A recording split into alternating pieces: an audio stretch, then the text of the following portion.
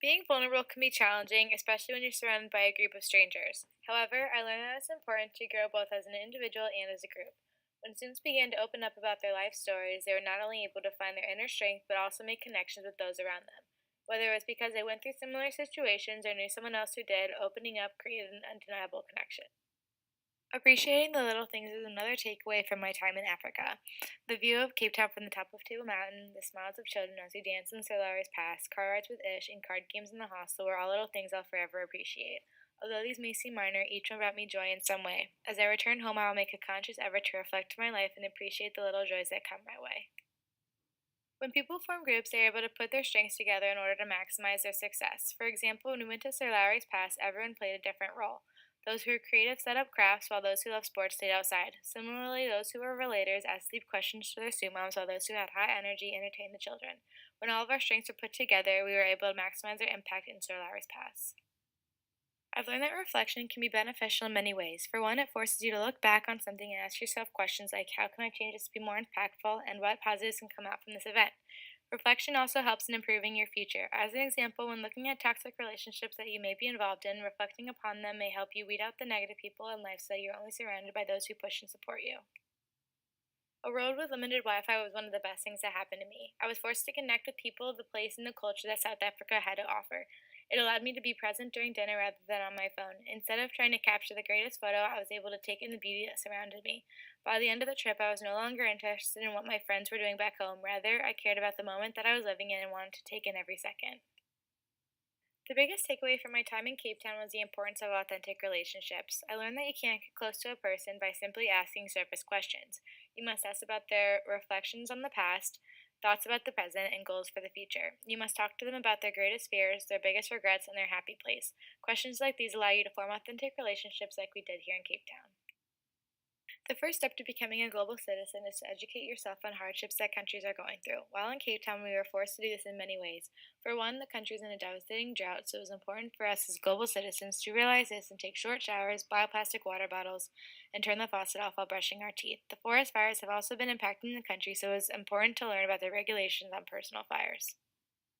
The second part of being a global citizen is learning about the different cultures. Demonstrating characteristics of an elderly American can be very easy, especially when you aren't educated on the norms, values, and general beliefs of a country.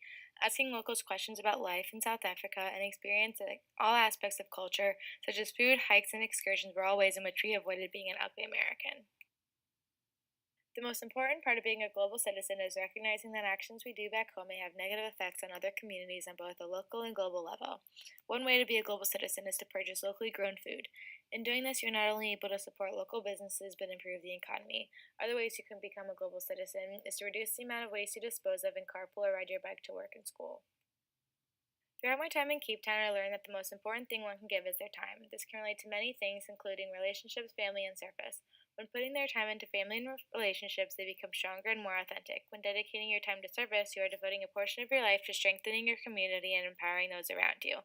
Spending time with my lead abroad and Sir Larry's past families has proven this belief to be true. I started to believe this saying everyone is different less and less because of my time in Cape Town. It's easy for people to notice the difference in others rather than focusing on the similarities. Through sharing life stories, I believe our group was able to grow stronger because of the similarities we shared rather than the differences. We learned that we're not alone in what we felt or gone through, and in sharing those experiences, we were able to relate to others and grow stronger as a group.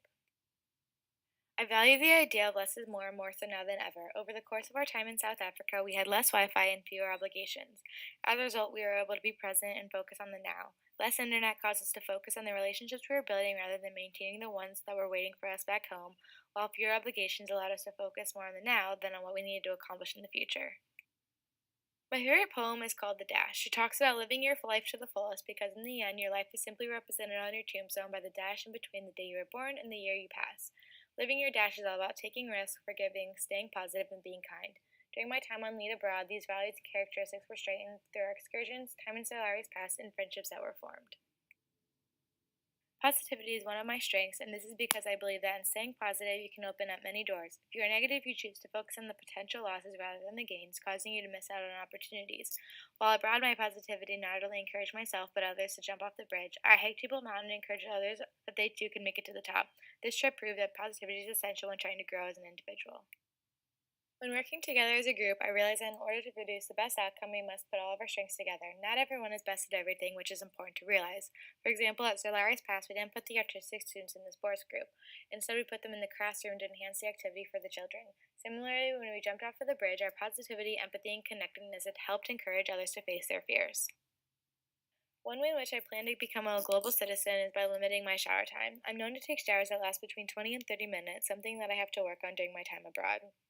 Cape Town isn't the only place going through a drought, however. Places in the United States, such as Southern California, are battling with the same problem, so limiting my shower time will help people at both local and global levels. As Americans, we use up a lot of gas energy when traveling to work or school. One way in which I, as a global citizen, can reduce my usage is walking to class. Everything on my campus is walking distance, but if it's a crummy day, there are also buses that can take you around town. My hometown is more spread out, so it's harder for me to walk from place to place. When I travel to work or dinner, I will try to carpool with my friends so that we can take one car instead of three. Water bottles are tricky. While in South Africa, we were told to only drink water out of plastic bottles rather than filling up ones from the sink. However, Americans try to limit water bottle use in order to decrease our waste. As a global citizen, I will try my best to get to know each country I travel to before consuming their water. Each one is in a different economic and natural state, so recognizing that and adjusting my water usage will help me become a better global citizen. Supporting your country's economy is part of being a better global citizen. Whether you are in America or overseas, purchasing goods that were made in your host country is one way to support your economy. Even better, going to a local farmer's market can help support the direct community you're staying in. Instead of the money going towards a company based in another country, you know the money is going directly towards the town and the citizens that reside in it. Lastly, recycling is one of the best things you can do to improve yourself as a global citizen. Countries across the globe are partaking in this practice in order to decrease pollution and limit the amount of natural resources we use. I can do this by simply recycling my papers and plastics, or I can also go a step further and try to buy things that are only made from recycled materials such as bicycles and phone cases.